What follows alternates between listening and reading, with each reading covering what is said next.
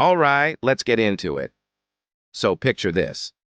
Ancient Nepal, like way back in the day, around 563 BC. There's this prince, Siddhartha Gautama, born with a silver spoon, or maybe a golden one in his mouth. His dad, the king, was totally extra. A fortune teller drops this bombshell at his birth saying, "Yo, this kid is either going to be a legendary king who rules everything, or he's going to dip out and become a super enlightened spiritual guru." The king, being a bit of a control freak, was like, "Nah, we're not having any of that spiritual stuff. My boy's going to be a king." So he basically put Siddhartha in a luxury bubble. We're talking palaces for every season, the best food, the coolest clothes, non-stop parties. Anything Siddhartha could possibly want, he got. He was living the ultimate high life, completely shielded from anything remotely unpleasant.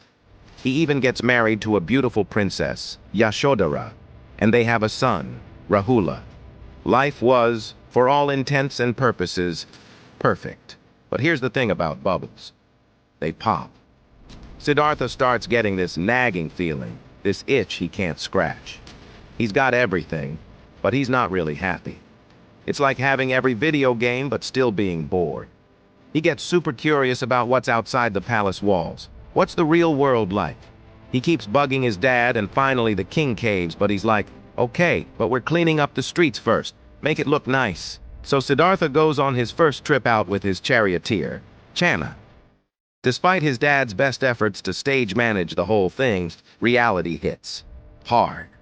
On his first ride, he sees an old man, all frail and rickety. Siddhartha is shook. He's like, "Channa, what's his deal? Why does he look like that?" Channa has to break it to him. "Dude, that's old age. It happens to everyone. You, me, everyone." Siddhartha is floored. He's never seen old age before. The next time he goes out, boom, he sees a sick person, suffering and in pain. Again, he's like, "What is that?" And Channa explains, "That's sickness, my dude. It's part of life." Siddhartha's perfect world is cracking big time. The third trip is the real gut punch. He sees a funeral procession. He sees a dead body. And he just can't compute. "Channa, tell me that's not a thing that happens to everyone." And Channa, bless his heart, has to deliver the bad news again. "It is, Prince. Death comes for us all."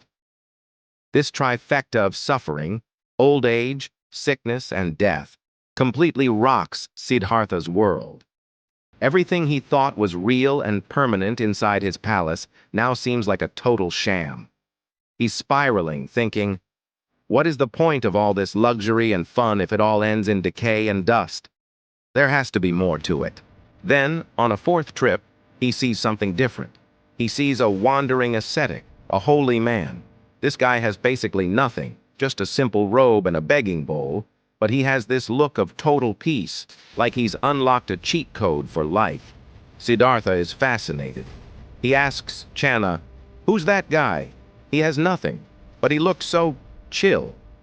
Channa explains he's someone who has given up worldly possessions to seek spiritual truth. A light bulb goes off in Siddhartha's head. That's it. That's the answer. He realizes he can't find the truth about suffering while living in his gilded cage. He has to go out there and find it for himself. So, at 29 years old, he makes a massive decision. It's called the Great Renunciation. One night, while everyone is asleep, he says a quiet goodbye to his wife and son, hops on his favorite horse, Kanthaka, with Channa, and rides off into the night. At the edge of the forest, he takes off his fancy princely clothes, cuts his long hair with his sword, and gives his jewels to Channa to take back. He tells him, "I'm not coming back until I figure this whole life and suffering thing out." He's officially ghosted his old life. Siddhartha starts his new life as a homeless ascetic. He's basically going from 100 to 0.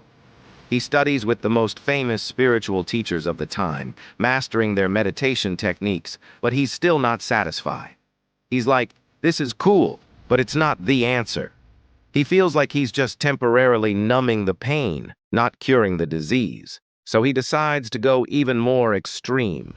He joins a group of 5 ascetics who believe in self-punishment to achieve enlightenment. We're talking serious, hardcore stuff. He eats next to nothing, sometimes just a single grain of rice a day. He sleeps on thorns. He holds his breath until he feels like his head is going to explode. He gets so skinny you can see his spine through his stomach. He's basically trying to beat the answers out of his own body. After 6 years of this grueling routine, he's on the brink of death. He collapses by a river, and a village girl named Sujata finds him. She thinks he's a tree spirit and offers him a bowl of rice pudding. Siddhartha, at his absolute lowest point, realizes something profound. Torturing his body didn't bring him any closer to the truth. In fact, it just weakened his mind.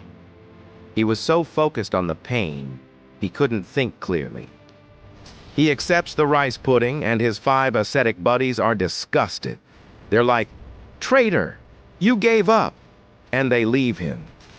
But Siddhartha doesn't care. He's just had a major breakthrough.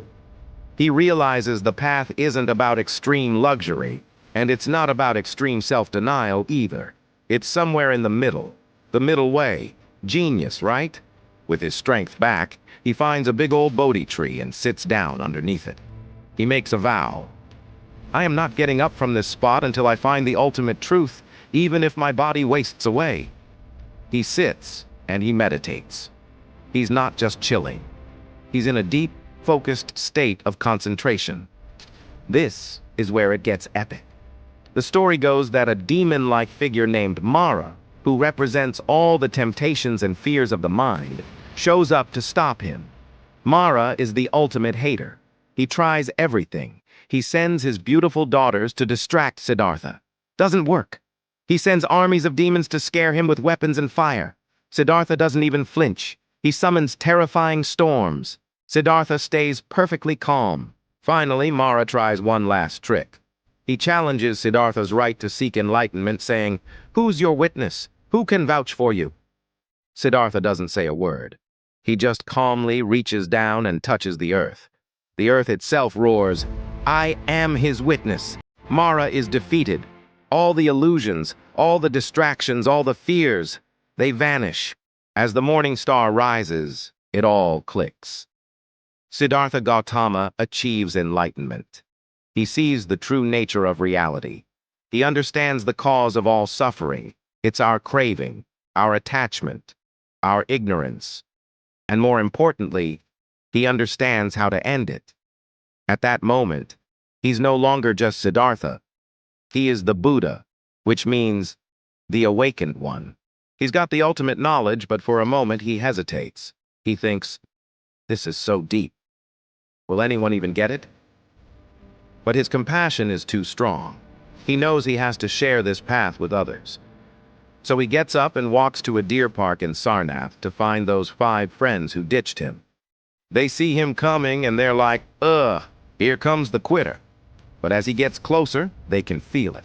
He's different. There's this incredible aura of peace and wisdom about him. They can't help but listen. And there, he gives his very first sermon, setting in motion the wheel of Dharma. He lays out the 4 noble truths and the 8-fold path, the core of his teachings. Basically, a practical guide to ending suffering and finding your own inner peace. For the next 45 years, the Buddha walks all over India, teaching anyone who will listen. Kings, farmers, merchants, outcasts, everyone. He's not a god, he's a guide. His message is simple. Don't just take my word for it. See for yourself. The path to enlightenment is within you. He creates a community of monks and nuns, the Sangha, to preserve and share these teachings. And at the age of 80, having helped countless people, he passes away peacefully. His final words were, "All things are impermanent. Strive on with diligence." So, that's the story. A guy who had it all gave it all up to find the truth, not in a palace or through pain, but by looking within. He became the Buddha and left behind a timeless GPS for navigating the ups and downs of life. Pretty legendary, right? Thanks for hanging out and listening to this epic tale. If you enjoyed this breakdown, Do me a solid and hit that like button, and definitely subscribe for more stories like this. Drop a comment below and let me know what you think. Catch you in the next one.